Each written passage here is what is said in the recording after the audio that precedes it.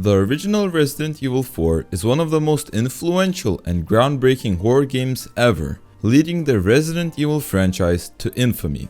So when this year the remake was announced, the expectations were very high. I can proudly say they were met. But without spoiling anything more, today I am going to be talking about the 2023 Resident Evil 4 Remake.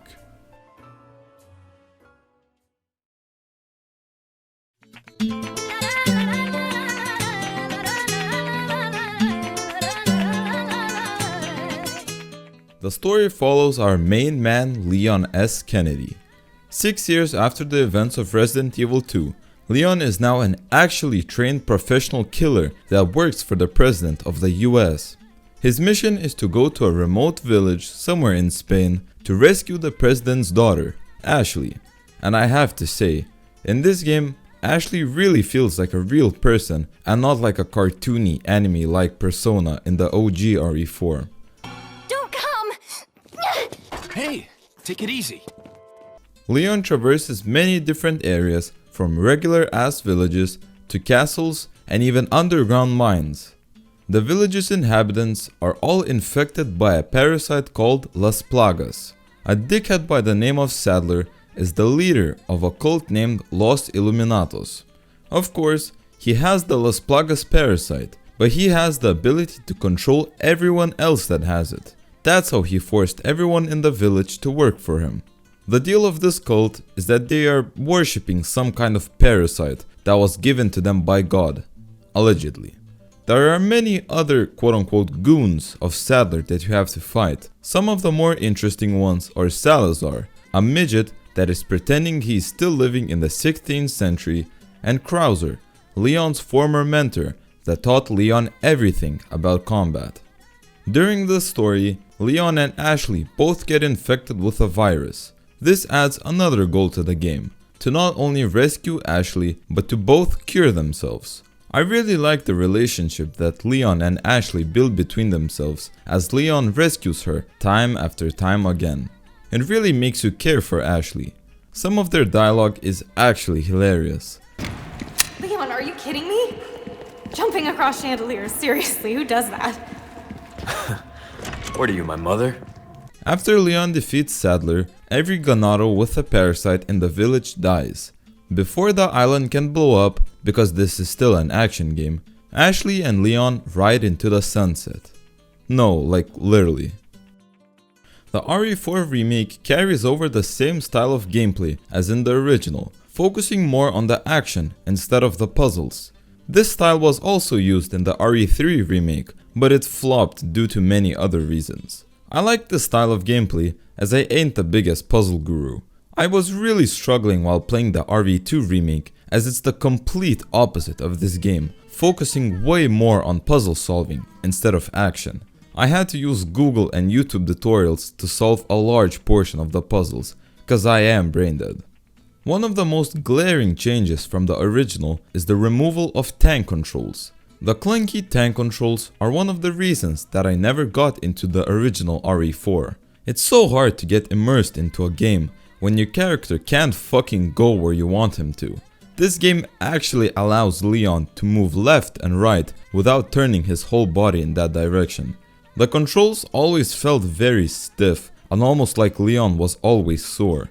It felt like you were controlling him with one of those Nintendo 64 controllers that have one joystick. Some people have nostalgia for that kind of controls, but I truly hated them. When you have issues killing the enemies due to the controls, you know something is wrong. Speaking of the enemies are the sole reason why this game is so replayable. There are 11 total enemy types, however, you are going to be mostly encountering the Ganados. They're humans. The wild thing is that in this one enemy type, there are probably around 20 different enemies. They range from having pitchforks and knives, more close range combat, to throwing dynamite and hatchets, more long range combat. There's also a random possibility that the Ganado can mutate and basically revive itself after killing it. Similar to the RE3 remake, the Ganado can reveal its parasite after being killed, which can attack you from long range. Things like this add so much to replayability, as you will never know what enemy you will be facing. Of course, the Ganado is not the only enemy type. There are other notable enemy types. One of these is what I like to call the mini-bosses. A few enemies in this category of mine are the legendary Chainsaw Man, Chainsaw Sisters, and other. They're all bullet sponges and basically have the ability to one-tap you.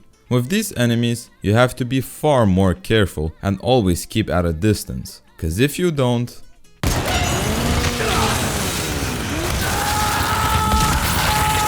The best part of the gameplay is the weapons. Each gun feels so different from each other and has a very clear purpose and playstyle. Each gun has a specific recoil that you have to get used to. With experience, you will also know when you have to reload certain guns, as each gun takes a different amount of time to reload. A reason why the gunplay never felt repetitive is because there are 29 weapons you can collect in total. Of course, you cannot carry and use all of them at once because of the inventory system, which I will talk about briefly later on.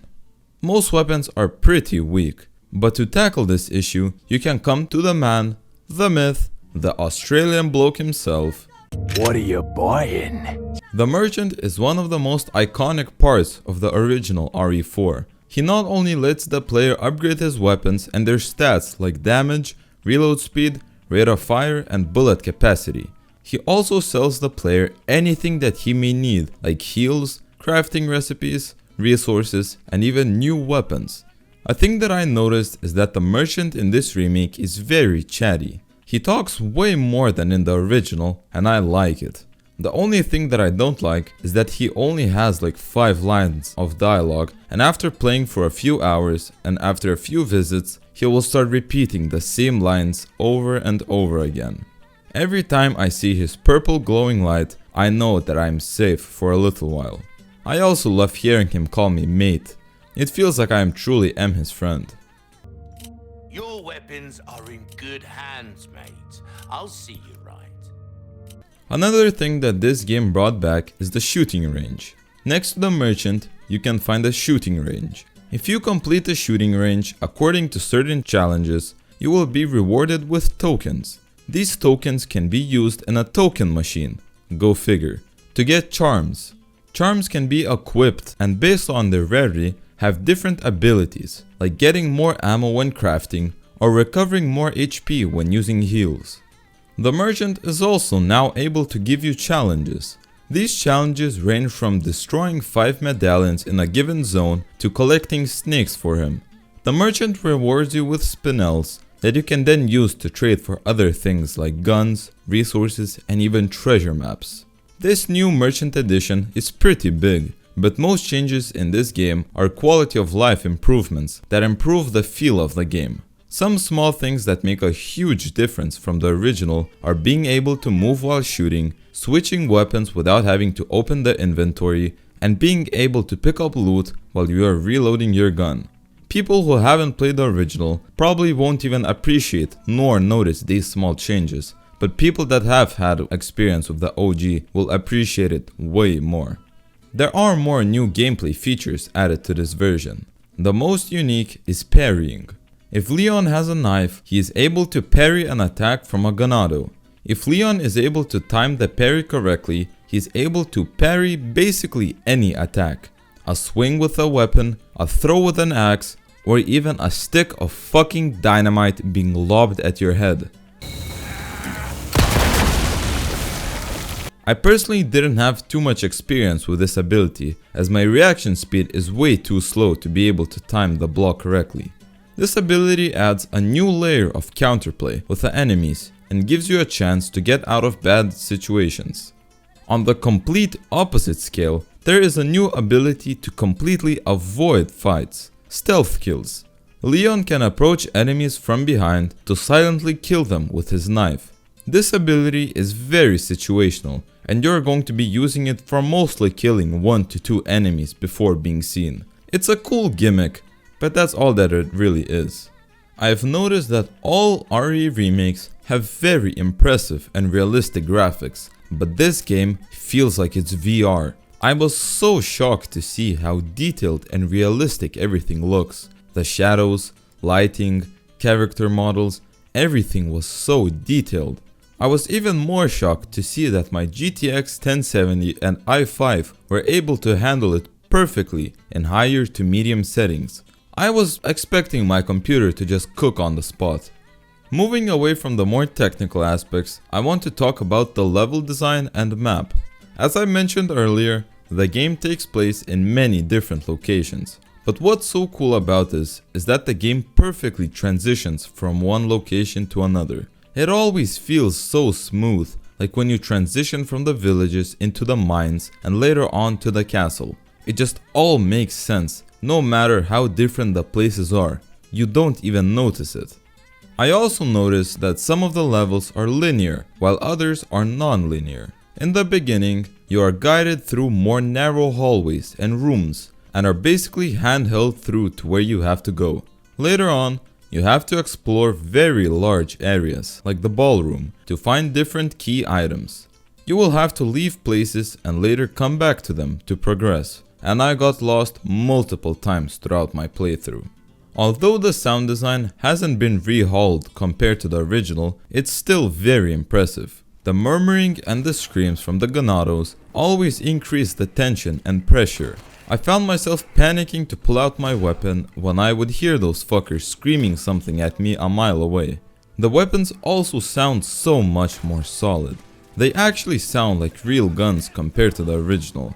From the sound, you can tell how powerful each gun is.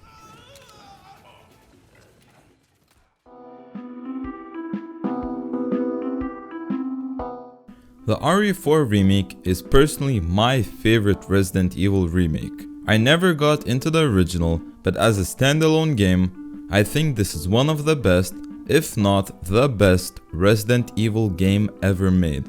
The game's success comes from the satisfying gameplay and the beautiful but eerie atmosphere. I hope you enjoyed today's video, and thank you for watching.